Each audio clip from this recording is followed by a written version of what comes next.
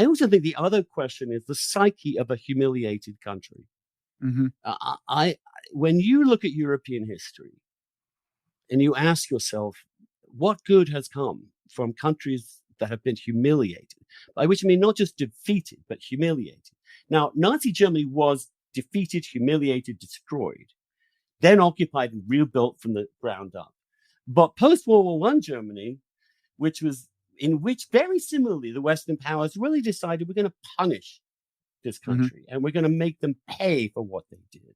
That was a disastrous long-term policy. However justified it might have been morally at the time, although I think it was a little iffy at the time.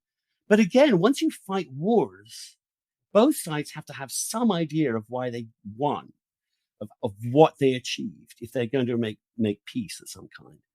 I worry that the war itself, the experience of the war in Ukraine, has created a new situation in Ukraine, in which Putin has created the very thing he tried to avoid, which is a strong sense of Ukrainian nationality, forged in sharp distinction from Russia, that the Ukrainians have changed. I mean, some of them were already there, but others have lost. And I wonder whether a Ukrainian leader would have the ability politically to hand over a big chunk of his country. And I can't imagine the number of op-eds in the West with the word Munich in them if we ever did that. This is for many people the Sudetenland.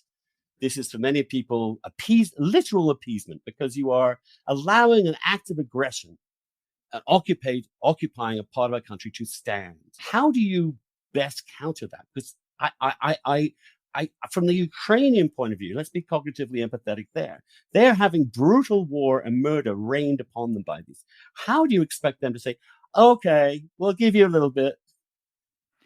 Well, first of all, as for the Ukrainian people, I don't know exactly what they're thinking. Different people are thinking different things. I'm sure there are some who are absorbing serious punishment and aren't in the Donbass who are thinking, look, if this will end the war, give them the Donbass. I don't doubt that. I don't think we have a super clear reading on what the Ukrainian people think, and it will change as the war unfolds. As I said, I would share your regret at leaving Putin with anything at all in this case, but I'd add, by way of positive reinforcement, but I'd add two things. One, I've already added, it is a nuclear power. We have to think about the fate of the world and of Europe more broadly and so on. But the other is that, whether this will be considered a success, there are a lot of places where he's paying a big price. He does not want Finland and Sweden to be part of NATO. He will wind up surrounded by a NATO that has more in the way of American arms and troops than it had before, and that it has and whose countries have increased their military budgets and so on. So, and who knows what sanctions will still be left. So I think it's, you can imagine a scenario where he hangs on to the Donbass and this is just not viewed as a triumph.